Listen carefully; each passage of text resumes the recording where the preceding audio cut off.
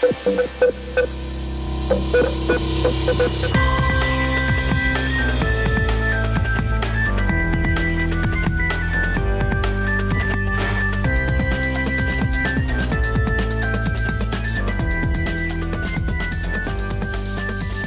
back to Burn the Haystack with Josh and Jesse. I am Jesse. And I am Josh. And this is a podcast about burning the... Wait. Did you Saving the best. Saving the best and burning the rest. Excellent. Man, how are we still rusty? You'd think we'd be like back in the zone. Maybe it's this fortnightly release schedule. We're just not the same. Maybe we need to do it more. Maybe we need to burn ourselves out again. Damn. Too real. Hey, some people say that burnout is the millennial rite of passage. You need to be able to have something to tell your kids, like when they're older, like, hey, you guys don't know what it's like. I was a millennial in the early 2010s. You'll never know. We all burnt out. Anyway, yes. Hey, it is good to be with you today. We are recording from a secret location. Again, Why do you always say it's a secret location? Because it's top secret. Okay, if anybody wants to take any guesses about where we're actually recording from, I'll take guesses. Oh, yeah? Nice. Yeah. Great. Maybe we can run a competition. I don't think it's going to be that difficult for people who know us. There's a fair few people who listen to us, who know us, who are in the proximity of the area, the unspecified secret area. Yeah, people who've even just walked in and said hello this morning. Yes.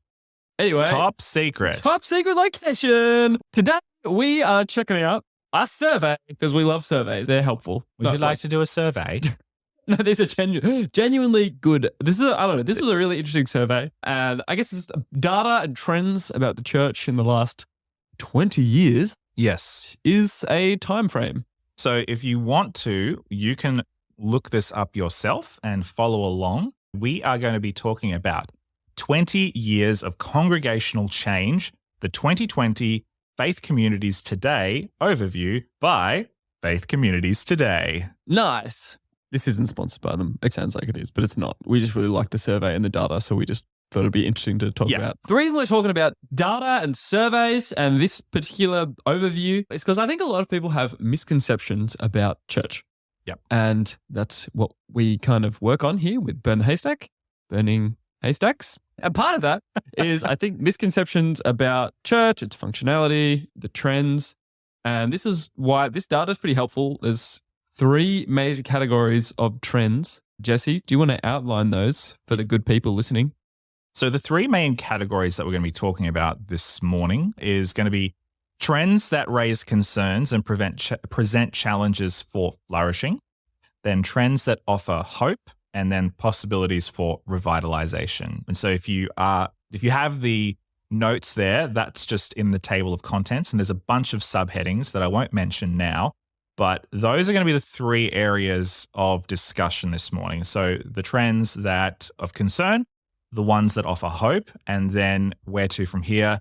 We always like to get practical on this podcast, and so that's what we're going to finish with. And I should also note, as we get into this, if you are reading the notes there, you'll see that this is a survey of mostly US, American religious institutions, churches, and things like that. I think it's all US. Yeah, you're right. But I think what is interesting in this, even for those of us living here in the South Pacific, is the fact that so much of what we do and say and the way that our churches down here do is very much affected by what happens in the US. So I think it's going to be relevant to us even if you're not American. Yeah. And I think like a lot of these trends are true here. We just don't have the data. Maybe not exactly the same, but I would probably think a lot of these trends are very similar here. Yeah. And what else is interesting about this, just a small little interesting tidbit, is that it's faith communities. So it's not actually just churches. Yeah. It also includes other faith communities, though they are like quite a small minority in this survey. But yeah, it's got, I think, some like mosques and synagogues and yeah. So anyway, I just found that pretty interesting. Yeah. So anyway, yeah, should we just jump into it, Jesse? Yeah, sure. Why not? Jump on in. Okay. So firstly, let's start with trends that raise concerns and present challenges for flourishing. That's Flourishing. Are you ready It's to a very churchy language. Yes, okay. Wasn't Flourish like a women's conference or something? If it's not, it should be. Okay. All right, cool.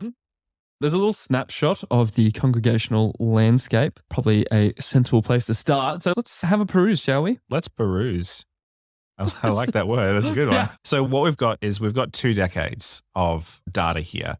We started in the year 2000 and we've ended in the year 2020. And I should just quickly point out that they point out I'm going to point out that you're pointing out that they point out.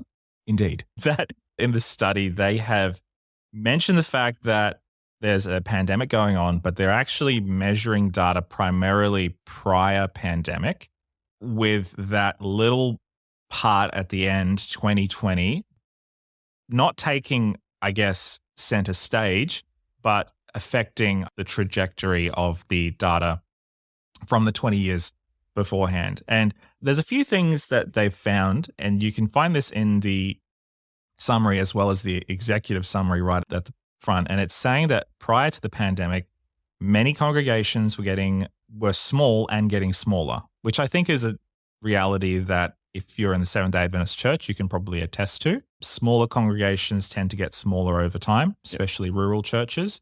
Interestingly, the largest ones keep getting larger. Yeah. So there seems to be, in some cases, a gravitational pull toward larger congregations. And I'm not sure that they've made whether it's correlative or causative from smaller congregations getting smaller, larger congregations getting larger.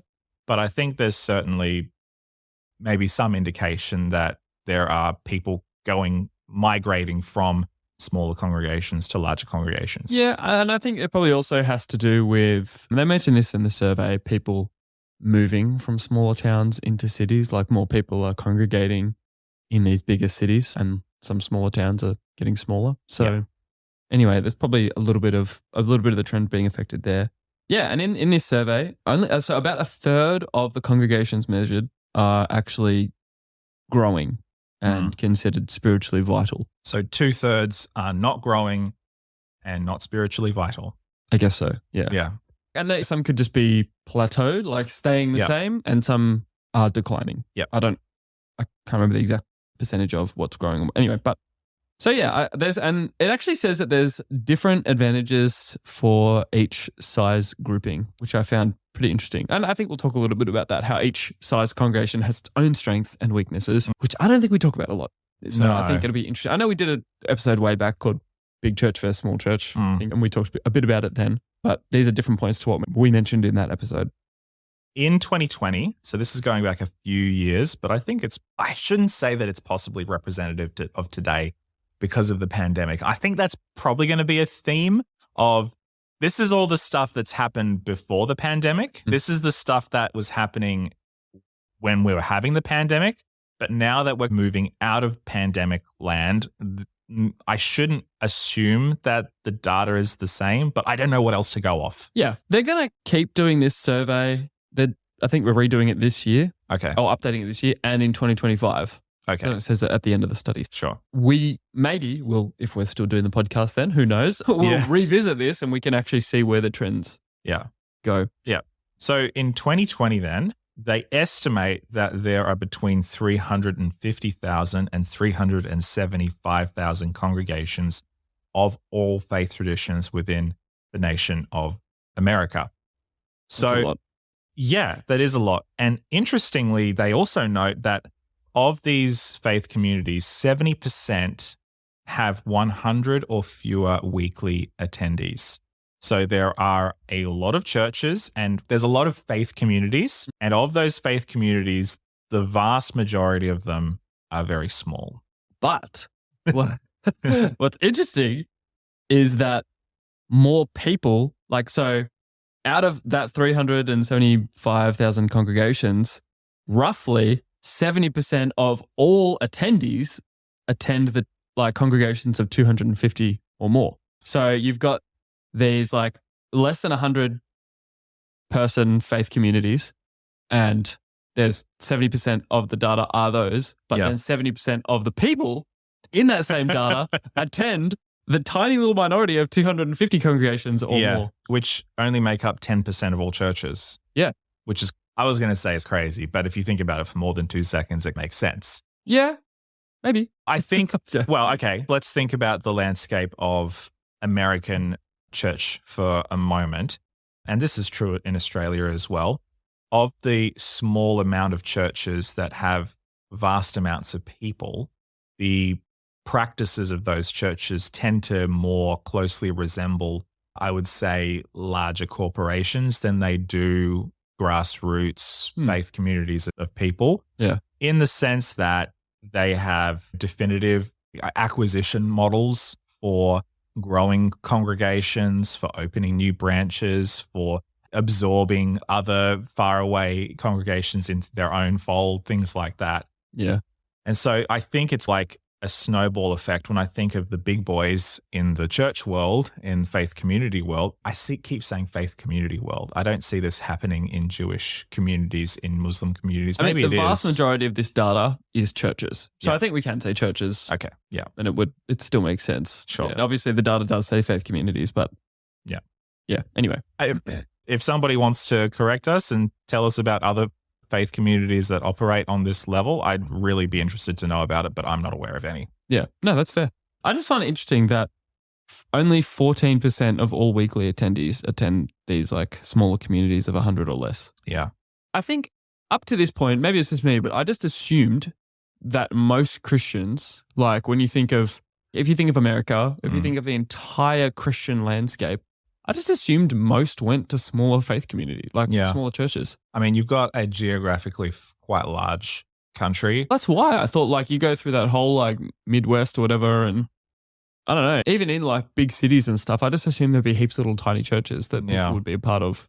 I think that the landscape is a little bit different in the United States because you do have lots of little towns here, there, and everywhere. But I think the difference is that whereas in Australia, you might have, let's take, I don't know, a town like Dubbo or Tamworth, regional New South Wales.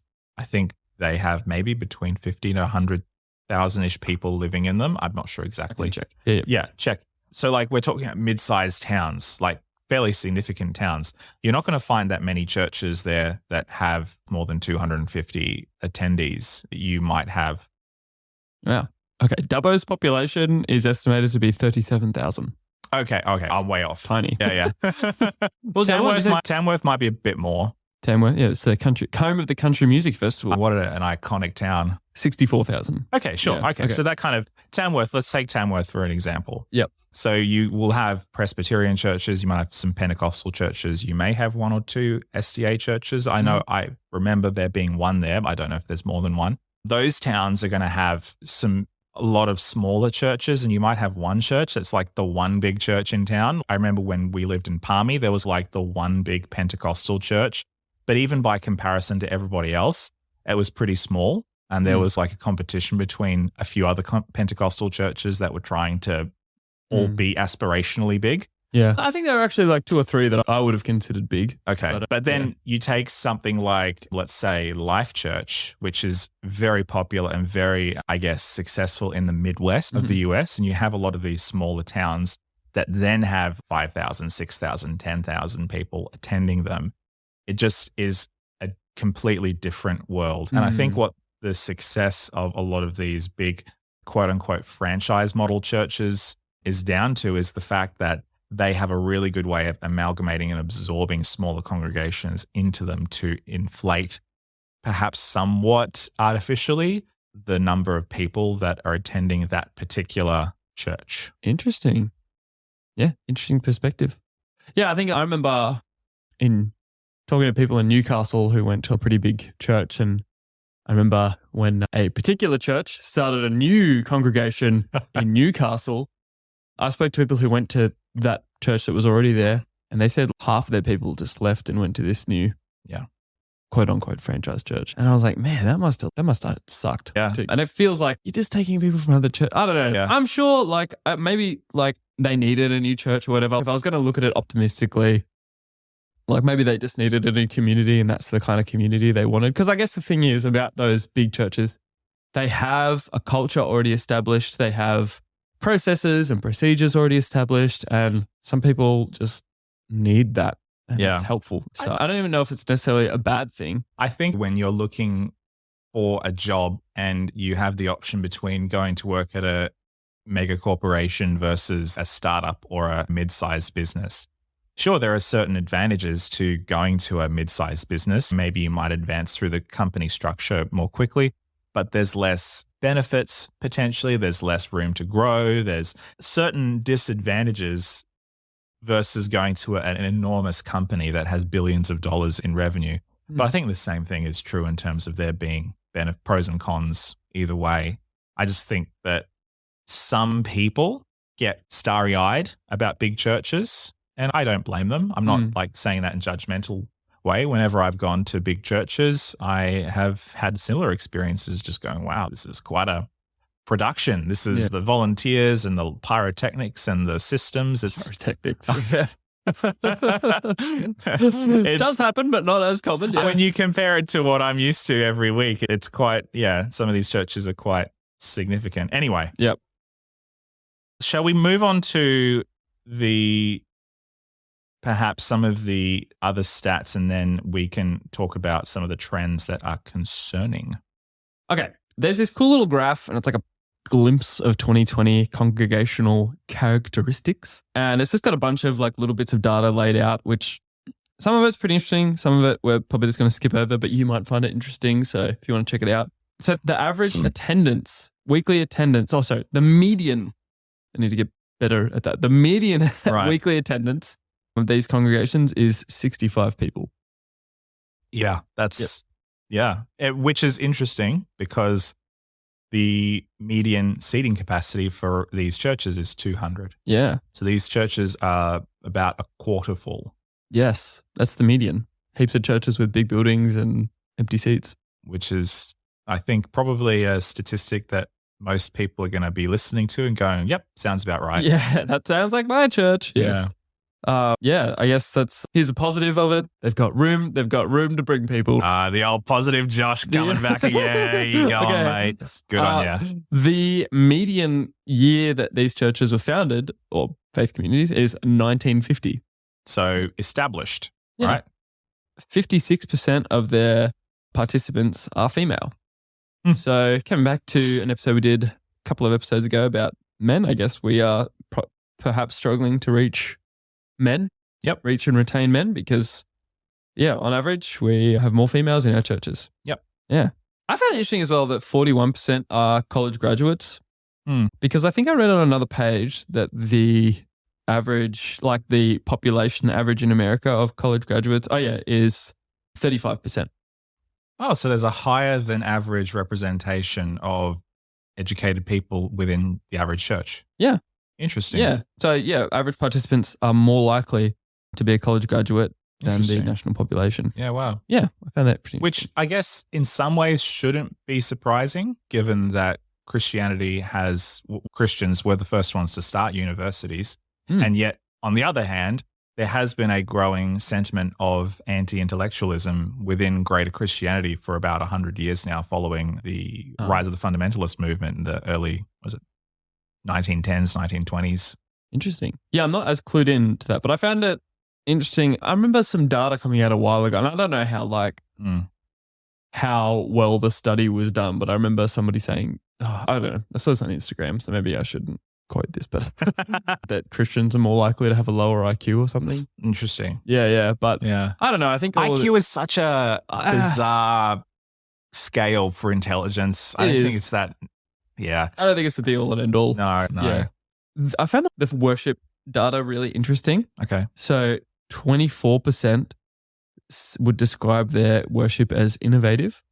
What does that mean? I don't know. That's I just found it's like only a quarter of them found their worship innovative. Yeah. So 75% felt it was maybe just the same thing or not making any. Yeah. Sure. 31% described it as contemporary. Okay. 77% thought-provoking and 77% informal. I'm surprised that there's no statistic for reverent or solemn or traditional. Yeah. Maybe that's not what they were trying to aim for, like in terms of measuring those sorts of data. I'm trying to find if there's anything in the actual body text that speaks to that. I'm struggling to see. Okay, here we go.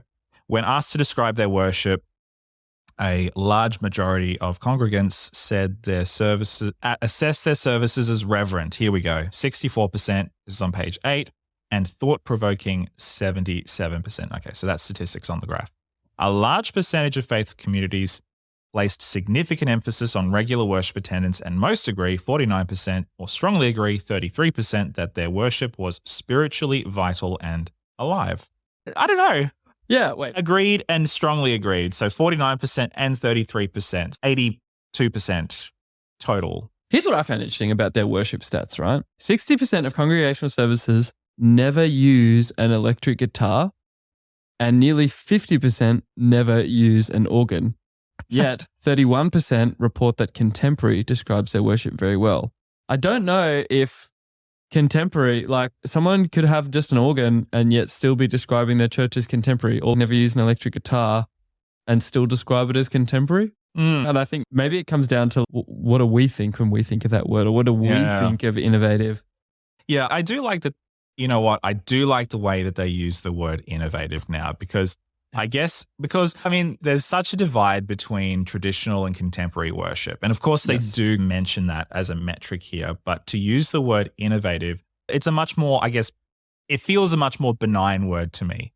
But it also is benign in a positive way rather than just being a meh way.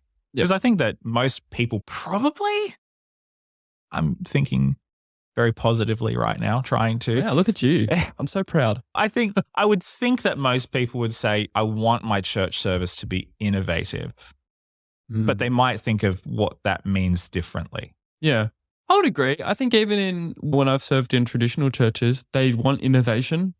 Yeah. They just want innovation in a certain direction, maybe. Yeah. And I think that would be true of all congregations. Yeah. Know? The other thing that I think probably is most interesting for me is leadership. Yes. Because very selfishly, we are church pastors, and so that's all we want to think about. So the median age of the church leader, do you guys have any guesses as to what you think the median age for a church leader is? If you guessed 57 years old, you'd be correct. Well done. Whoever guessed that. I'm sure one of you did. I'm sure some people will be like really cheeky and say 73, 87. Oh, wow. I still think that 57 is by and large a worrying statistic, personally. And that's not to put any shade on any of our elders and wise leaders, those who have served in church ministry for a while. I think that it's interesting and potentially worrying because of the retention rate within Christianity. So the vast majority of these leaders are male, so it's 90%, and they are also Caucasian, 85%. Yeah, which is pretty crazy to think about. Yeah. So only 10% being female drives me a little bit insane, because I want way more female pastors, but they do break it down a little bit. There is a paragraph I feel like I should read on that. Cool. So the fact that just 10% of clergy are female is somewhat deceptive. This is on the next page. However, this rate varies significantly by religious family. With mainline Protestant congregations, female clergy account for 32% of the leadership, compared to just 4% in the evangelical tradition. None in Catholic or Orthodox, but 10% in other faith communities. Yeah. I also find it interesting what they say next, which is that female leaders are also overrepresented in the smallest congregations and underrepresented in those with more than 100. I kind of love this. Oh, yeah? A little bit. Yeah. Well, okay. So we can discount Catholics and Greek Orthodox because obviously they're not going to have females in leadership. That's part of their theology. Mainline evangelicism obviously have massive issues with women in ministry. Okay, we can get that. We cannot love it, but we can get it. And then you have the statistic that we read before about how there are all of these tiny churches. Was it 70% of churches are tiny? Yeah. Well, under 100. Under 100. Okay. And then you have women stepping up in leadership in these tiny churches. So they may not be represented overall statistically because you have these massive evangelical megachurches that most of them don't have a great system for involving women in ministry. Mm.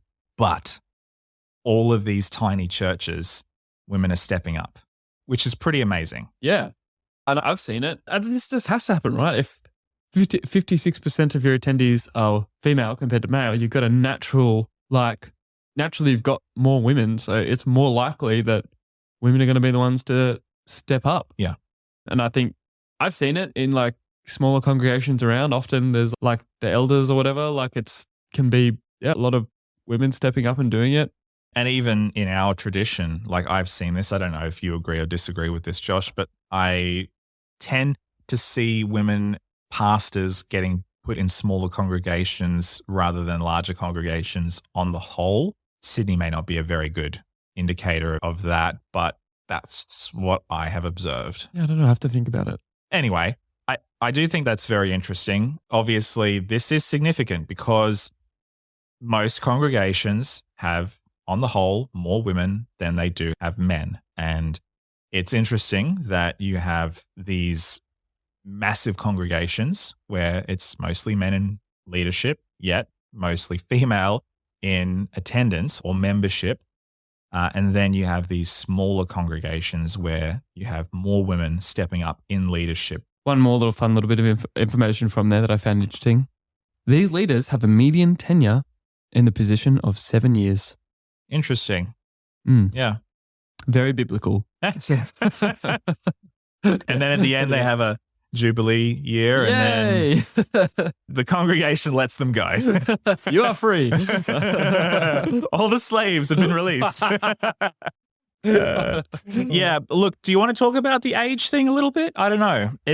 Yes. I feel like at this point it's a foregone conclusion. And yet if we don't keep talking about it, I feel like it'll just go by the wayside and it'll just be like normal. And I don't feel like it should be normal. On one of the pages, it goes into that a little bit more in depth, right?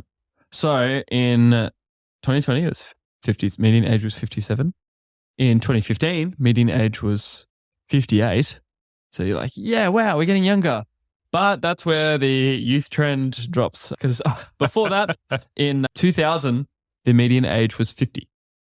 Wow. So we are actually we're going up in age. Yeah. I guess it makes sense because our congregations, I don't know if we mentioned this, but our congregations are statistically older than the population.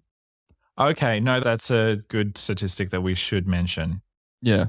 So nearly 2/3, 61% of religious leaders 65 years or older have a third or more of their members as senior participants, and 33% have half or more participants as seniors. So if a congregation, okay, so there's a correlative effect potentially here. If a congregation has both a leader, 65 or older, and a third or more of the participants as seniors, it's also more likely the religious community has an older founding date. So you have people in the church that potentially were close to the date of the founding, or maybe they're children of the people who founded the church. So they tend to stay in their church. They tend to pick older leaders, or leaders tend to age with them. And then they struggle to bring newer, younger blood into the community as a result. Yeah, I think it was interesting if you look at the page before that, it shows the age congregational participants doesn't parallel the US population.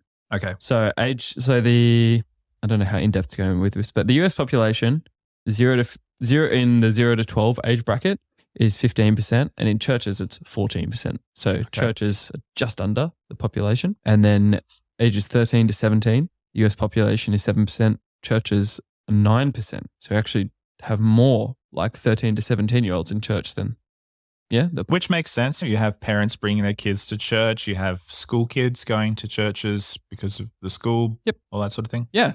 But then it changes a lot. 18 to 34, 23% of the US population at 18 to 34, whereas only 14% of the church population is 18 to 34. 35 to 64, 38% of the US population, and only 33% in church. But then you get to 65 and over. It does a complete backflip. Yeah, 17% of the population are 65 and over, and 33% of the congregations are 65 and over. Now, this isn't just, there's nothing wrong with like old people being in church. No. Obviously, like it's great to have people of all ages in church. And it's not implying that older clergy are like inferior or anything. But like I think that. the emphasis is on people of all ages. Yes, exactly. We're missing some brackets there, not paralleling. I think this data does tell a story, and I think it's a story that most people are familiar with. When you are a child, your parents might bring you to church, or you might go to church for various reasons, whether it's through school or friends or whatever. Then as you get older, you go off to university. Maybe you lose contact with the church that you grew up in. Maybe you can't find a good church. Maybe you have a crisis of faith. Maybe you get challenged in what you believe at university or whatever. And then people tend to lose track, but then some people come back. So I think that 18 to 35 bracket, where 14% are in church versus 23% of the population, versus ages 35 to 64, you're seeing people come back to church after a while. Maybe they've had kids of their own and they want to give them a good experience, teach them moral lessons, all that sort of stuff. But then that doesn't account, I think, in the story for the 65 and over. I think this is possibly the stalwarts, the always been in church people. And obviously that is a, overrepresented group. I think the thing that most concerns me in all this is that age group of 65 and over have a limited shelf life, literally. I mean, yeah, that's one way to put it. Yeah. We're at the tail end of the boomer generation, and many of them are starting to pass away. They're getting older and they're going to retirement homes. Many of them are dying. And so I guess my question is, when Gen Xers, which I would probably put into that older ages 35 to 64 bracket, when they come into that 65 and over bracket and we no longer have any boomers around, or not that many, what are the stats going to look like? Are we going to see the millennial generation do the same thing that the Gen Xers did? Are we going to see the Gen Xers do the same thing that the boomers have done? Or is there going to be an emptying, I suppose, of that older generation in our churches? Lots of key questions. And are we going to equip younger generations to rise and lead and be stay a part of our churches? Like it's, a lot of food for thought there. Do we want these trends to continue or to change? And obviously, there are always going to be churches that do buck the trends and have different trajectory. This is just talking averages and medians and all that kind of thing. Sure. It is not all despair, my friends. Thank goodness. There is hope. Let's talk a little bit about the advantages and challenges for each congregation size level. Because again, please remember, every church of every size can have advantages and disadvantages. All right? There's not one magic style of church that does everything. Okay? Can we please just agree? Please? Can someone agree with me on this just once? Josh, I have always thought that the style of church that I like is the best. It's the most biblical, right? Yeah. Yes. Okay. So there are definitely pros and cons of each different church size. So remember what we said before, that the smallest 70% of congregations are those with an attendance of 100 or less. And I think the main thing that I am really encouraged by, and this makes total sense if you think about it, these small congregations tend to have a higher level of commitment from their members. Yeah, bigger buy-in. You have to. Yeah, who else is going to do it? Yeah, exactly. Yeah, so it says in the data here, these faith communities had a greater percentage of member participation in weekly worship. Their participants gave more money per person and were more likely to volunteer. These congregations spent less on staffing costs and gave the highest percentage of their budget in support of missions and charity. Interesting. There's obviously less infrastructure, less overheads, and I guess more of a tangible, if I give my money, it goes to this thing. Yep. Yeah, and I think the accountability too. There's only 50 people in the room and they're like, we need everybody to be a part of this. And it says, hey, There's only 49 of us. Where's Barry? Where's Barry? Someone call him up. You know what I mean? Like you can just tell. It's names, when people are missing, you know them, you know what's going on in their lives. Yeah. Yeah. And that's really important. And I think this is a lot of Adventist churches are in this bracket. Yeah. And this is the sort of style of church a lot of Adventists are used to. And like I said, there's strengths to it. There's real beauty in these, like in just having that level of accountability in your church. So having said all that, there are definitely some challenges to these smaller congregations. According to the report, these churches tend to have more people over the age of 65 than larger congregations. So these are aging communities. A third of the congregations have part-time leaders, so they may not be able to afford to pay their pastors. I believe I read, but I didn't mention it before, 14% of church leadership are bivocational, so they have to have a job elsewhere. I can't remember exactly where I read the stat. I think it was next to the big infographic. Yeah. Yeah, I remember reading something about how a lot of them are also volunteer. Yeah. Maybe a similar, like 15 or 14%. But I think that definitely checks out. They were less likely than other sizes to affirm they were looking for new members. So some of them struggle with getting young people, children into their congregations. Some of them maybe feel like they're in a bit of a rut. So on the one hand, highly motivated, highly involved, but also potentially a little bit lost as far as next steps and getting different new people into their congregation. I think this is the challenge when you are at like 40, 50 people and you all know each other. It can be hard to, it's like trying to break into a friend group. You're all friends, you all love each other, which is good. But then there's this new person that moves in and maybe they're a little bit different. Changes the dynamic. Yeah, it does. And I don't think people do it intentionally. I think it might actually be even subconscious at times, but we just churches of this size can actually struggle to properly incorporate new people into what it means to be a part of their community. Yeah. Yeah, no, it's a challenging stat, and I think it's definitely one that we can all resonate with. And I think the reality is a lot of people just like it the way it is. Yeah. Comfortable. It's super comfortable. You see the same faces every week. You have the same kind of conversations. It's nice and cozy. So there's challenges there, but that's not the only group that they talked about. So there's medium-sized congregations as well. They're 100 to 250 regular attendees. Which to us is often a large congregation. Yep. Oh, man. How much bigger can you get, mate? Oh, golly. Yeah. Yeah. They constitute 21% of the survey. And I think from that's the smallest represented group. I think for many American churches, that size is like it's the pivot size. It's like we're no longer a smaller congregation and we may have ambitions to become a larger congregation. And this is where we are for now until we can become a larger congregation. Yeah. Or maybe we intended to become large, but we got stuck there. So I think, this is a smaller group of people. Yeah. Oh, we forgot to mention something with smaller churches. They actually have the highest budget expense per capita. Oh, okay. Yeah.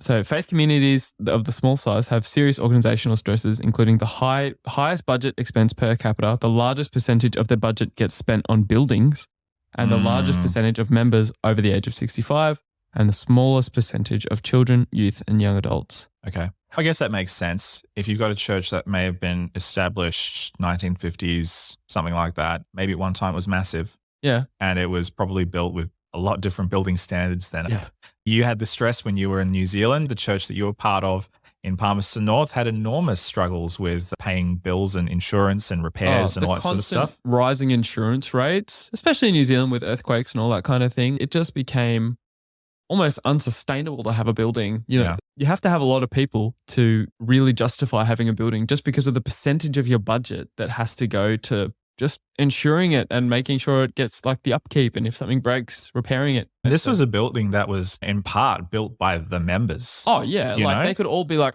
this brick was laid by my this wood was from this person's farm. It was really cool stories. I loved hearing sort of the history of it. But it was I remember when the bills came in, I was like, oh my gosh, how are we going to make this work? So the smaller a congregation gets, the more stressful it becomes to maintain those sorts of things. Yeah. And so they're actually more expensive to run. Yeah. Yeah, which is pretty interesting. I think we don't often think about that. But statistically. Think about a place like New Zealand. It gets really cold in winter. And if you have just a few people, you have to be able to heat the place. And that's just one thing of many things that you have to think about. Well, even if you do pay, like in our system, often a pastor will be paid to look after, you might get like 2, maybe 3, sometimes you get 4 or 5 congregations, and they might all be like 20, 30, maybe 40 people. Manageable?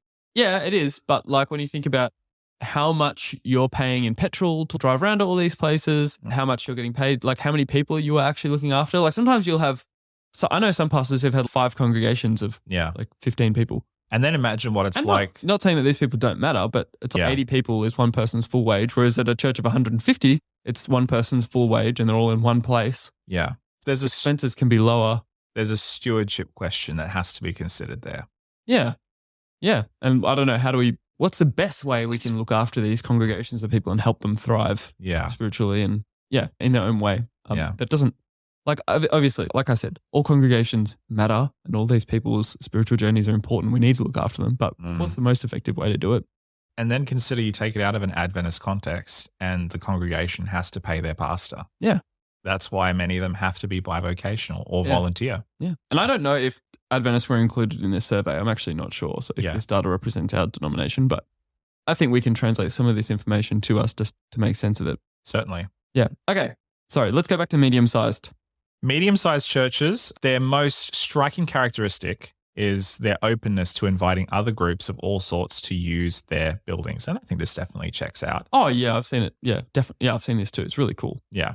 So these communities were the most likely to offer space to other congregations, and along with the 250 to 500 size congregations were more likely to open their building for use by non-profits, support groups, daycares, or government entities. So I think there's a recognition of the space that they have and the asset that they're probably, for many churches, their most useful asset is the space, the building itself, the property, and leveraging that. I think when you're trying to grow your congregation definitely is an important consideration to make. Yep. They tend to do better financially as well. And I will actually just make a quick note here. Josh and I have made a conscious decision not to talk about finances and giving too much. We just don't feel like it's an enormously helpful addition to this particular conversation. Yes. But there is lots of data about it in this survey. You're welcome to check it out.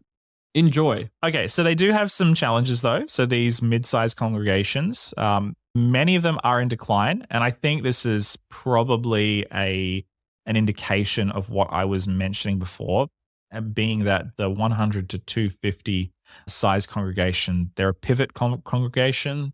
Maybe they had a visionary leader who wanted to grow their church, and so it grew, or maybe it just grew naturally. But I have heard, and take this with a grain of salt, the church growth gurus do tend to say that getting past that sort of 200, 250, that's like the hardest ceiling to get past. Because it requires a different pastoral model. You can't, once you get past 200, you can't pastor everyone. You have to team structure to grow past that point. Yeah. Which I think I've seen. I think that's true. Yeah. I mean, your church is in this ballpark, Josh. Yeah. We're about 200. But then I don't know. We don't have to talk about your church, but I think that one of the big challenges that you guys have is just the physical size of your space. Like you can't fit that many more people into the congregation if you wanted to. Yeah. We're like, even just car park size. It's like, where else do people park? I can attest to this. There are lots of complications because you have to, I think, like we've been just talking about what would it look like for us to grow. And again, I don't want to go into too much detail about my own church, but just like that is, you have to actually think about where do more people go? Yeah. Like it's actually hard to find spaces for more than 200 people, especially in Sydney, real estate and everything. And I think one of the things that you do also find challenging with this size of church, and maybe this is mentioned in the data, maybe it's not, I'm just going to say it anyway, is that you've gotten to a point where you don't know everybody, but you feel like you know most of everybody. Yeah. And so if a new person comes to your church, you may not necessarily notice it. If you have less than 100 people there, it's pretty hard to hide. Yeah, well, I think once you get past like even 150, I think The main thing is not that you know everybody, but that you have systems in place that everybody is known. Yes. Yes. And I think that's what we're talking about when we talk about that pivot point. If you can get to a point in your church where you move your model to a more team situation, then you actually have to start implementing them so that people don't get lost in the crowd. But I think at that 150 to 200, or even the 1 to 250, whatever the metric is, it's easy to feel like we don't need to do that necessarily. You might feel like, oh, we need to start a small group system, or we might need to do this or that, but it's easy to not do it. So congregations above 250 attendees make up 10% of all churches. 250. Sorry. Yeah. Thanks. Yeah. But as we mentioned before, they draw the most people. Yeah. 60%. This says 60%. The other one said 70%. So now I'm confused. But anyway. Yeah. All right. Somewhere, let's just say somewhere in that bracket. Sure. Advantages of big congregations. I think we probably know a lot of these. Yeah. But increased size and fullness of the sanctuary. I always find it strange when churches are called sanctuaries, but anyway, I get work. Anyway, that's another conversation. And greater annual income and expenditures. Other traits are also related to larger number of participants. Other less overt qualities, such as desire for greater diversity of the membership, a greater willingness to change, a clearer sense of mission and purpose, and a greater sense of spiritual vitality, contribute greatly to the flourishing of a religious community. Having that clearer sense of mission and vision and purpose, and having your established building, everything looking full. Like, of course, people are going to feel like, yeah, we're killing it. Look at us go. Yeah. It just creates a good vibe. It does. But I also think that in the midst of it, you can tend to lose track of what is truly important when it comes to church congregations. We've already mentioned the fact that a lot of these churches tend to draw in other Christians, as in other churches suffer because of these large congregations. And I'm not going to say that's the overall trend of what happens every time, but I do remember reading a study a year or two ago about how church growth gurus and the whole church growth movement, what it tended to do was just shuffle deck chairs around in greater Christianity rather than truly attracting new Christians, as in people who were not of faith coming to faith because of these seeker-sensitive churches. And this is no criticism of any particular church, but it is perhaps just a concern that I've had of whether these big churches on the whole are good for Christians and non-Christians, or whether they're good for themselves. Yeah, wow. I mean, and maybe I am being a bit too optimistic here, but is it a bad thing, like, to gather Christians from like other churches and put them all in one place and give them more of a clear mission? And because they're not going to leave their church if they feel like they're in a spiritually vital place, or a place with spiritual vitality. You're right. They're going to leave if they don't feel that, right? Yeah. I assume. And so I don't even know if it's necessarily bad, because, like, again, if you keep reading, it says that these churches are likely to have increased use of technology, greater percentage of participants engaged in recruitment, and a great number of wider variety programs of their members and for the community at large. And a greater percentage of congregations over 250 are actively involved in community services and engaged in both ecumenical and interfaith worship, which maybe is how they're recruiting others if they're more involved in it anyway. Fellowship and community service activities. So I'm like thinking, if it's getting people more involved in the community and creating more resources and opportunities for people to be engaged in their church, is it a bad thing? I don't know. Like, I'm questioning. Look, I'm talking in vague terms because I'm not talking about any church in particular. Same, yep. I just know of churches that have done shady things, and they tend to be the bigger ones. But, sure, of course, yeah. But I get your point. I do get your point. I don't think that it's an either or. I think it's probably more likely it's a yes and. Churches can be really good for people, and as in big churches, but I think there's also potential concerns that bigger churches don't have as much, I want to say, accountability. That's true. Yep. When you're at that level, you don't have 100 people going, we see exactly what you're doing. Why are you doing this? We disagree with you. Much easier to hide behind the layers of your leadership and your team and your executive pastors and your blah, blah, blah, these other things. And I would say that's why it can take so long for when a particular leader does something wrong, it can take a while for it to actually surface. Yeah. And maybe it's good that it takes a while to surface because it can mean there's more time to process it and make sure 100% it's not just an accusation or something. Yeah. But again, maybe that's maybe too optimistic. But but look, big churches don't have it all. They're not 100% great, as we've already talked about. It is also true that larger congregation gets, the faster it grows, the greater the decline in per capita giving.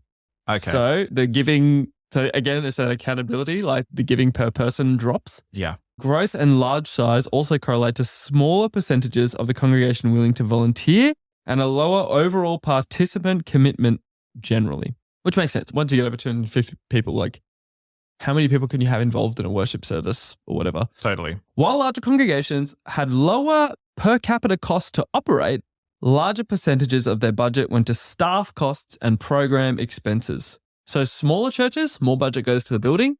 Larger churches, more budget goes to staff costs and program expenses. Yeah. No. Pretty interesting. Very interesting.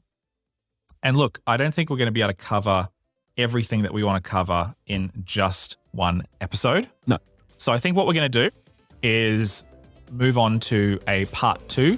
So we will do a second part where we focus not on the stuff that is challenging, but the trends that offer hope. We're excited to talk about that next time. And we'd love to hear feedback on what we've shared already. But for now, that is Josh and Jesse out.